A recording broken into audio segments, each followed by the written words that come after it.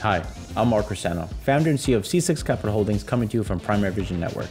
So today we have our frac spread count show, and we want to look at what's happening with activity, the rig count, and then really what is happening on the DUC side with the drilled but uncompleted wells, and some other key economic drivers that I've identified as important when we start looking at the consumer, but also on a global basis, how is driving going to wrap up for the summer.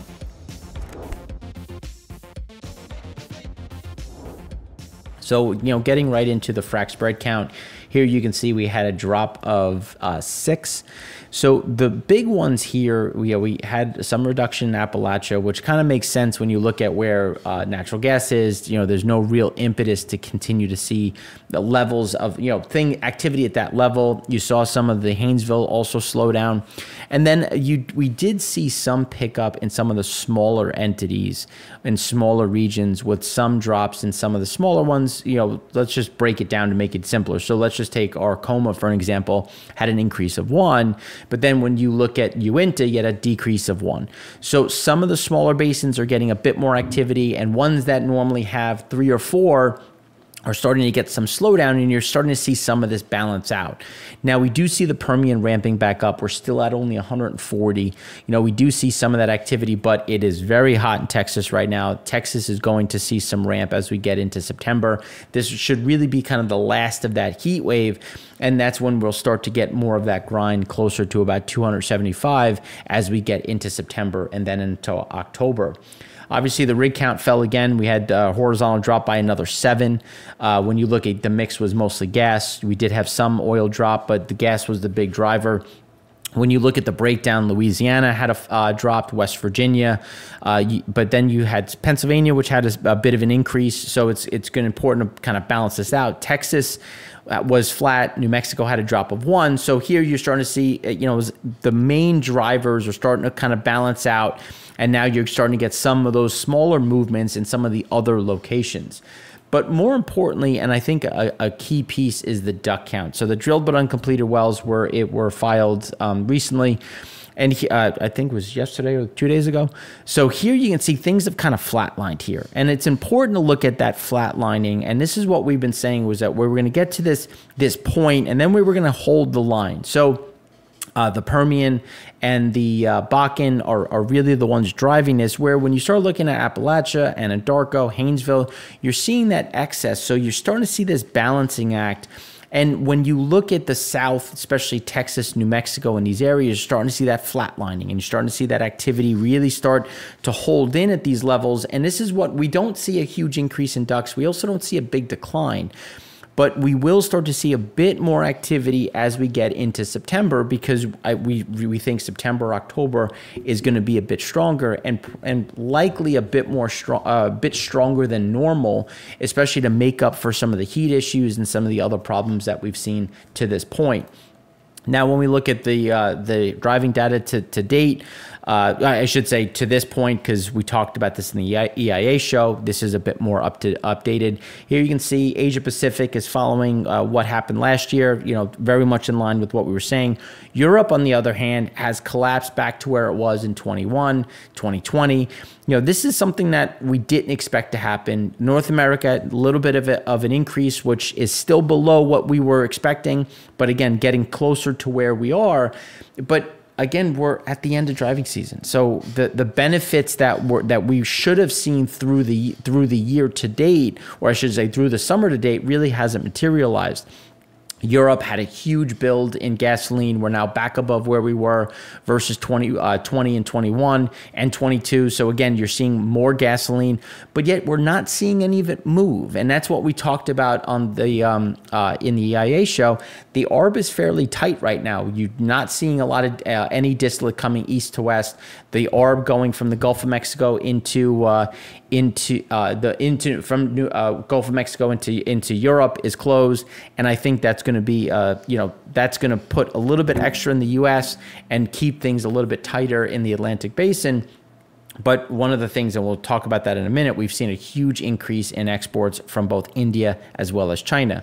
Chinese demand, again, Chinese demand for gasoline still remaining very much lackluster. It's just tracking 2022. We were expecting this to be about 10 to 15% higher. So again, you're still seeing a lot of that pressure, those pressure points.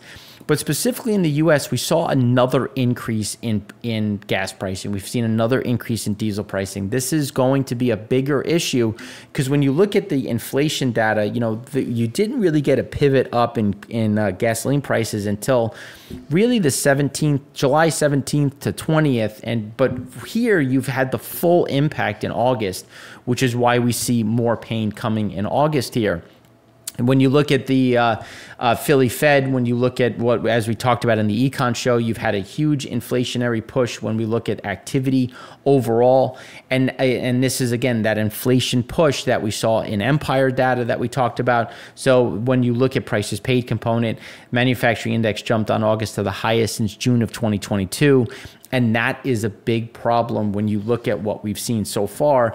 But at the same time, you're still seeing, the leading economic index still continuing to be lower. As we were saying, it's starting to flatline, but we don't see a big increase. So when you start putting all this together and then you look at some of the data coming from China and India, so we've seen inflation accelerate. You've seen gasoline be problematic, but middle distillate is still in a good position.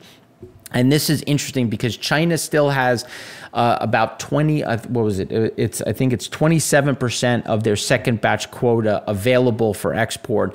And here you can see they're front running some of these exports, finishing up the second batch prior to the third batch. And here you can see China, based on just what the ships are saying, this is going to be the most that China has exported in refined product going back to 2019.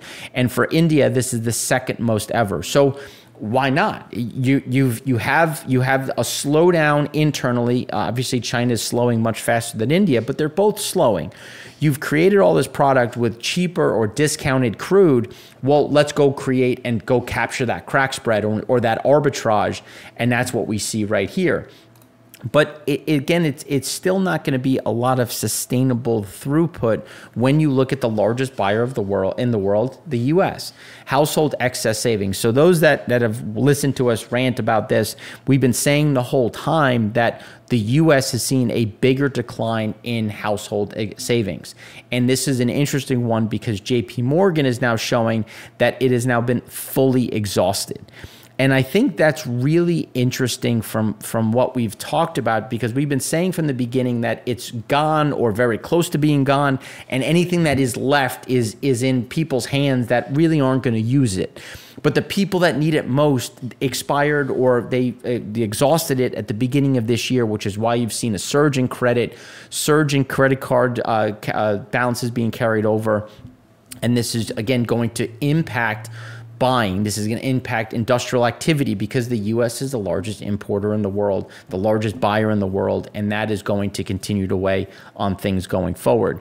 So then when we look at household affordability, housing affordability index is the lowest, worst on record. That is not surprising given what we've talked about. The 10-year is still at the highs. Mortgage rates are continuing to push higher.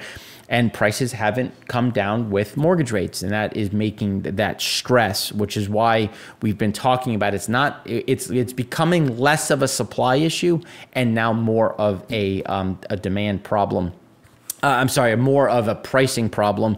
And here, when you look at bond volatility ticking back up, this is what we think is going to continue to stress the market, we do see the 10-year going to 4 3/4. It's not going to happen overnight by any means, but it's just, we're seeing that. And we do see the real 10-year going over 2% very quickly, which is, again, going to put more stress in the market. And as we talked about in the econ show, a lot of stress in the broadly speaking in the world when you look at how all of this debt is going, and fixed income from loans, bonds, mortgages, those are all going to be impacted as that 10-year creeps higher and put that stress not only just in the U.S. but on a global standpoint. So that's what we have for you today. If you have any questions, please feel free to let us know. You know, we hope you have a great one of the last summer weekends out there, and we'll talk to you next week. Thanks again for watching. I'm Mark Crisano, founder and CEO of C6 Capital Holdings, coming to you from Primary Vision Network.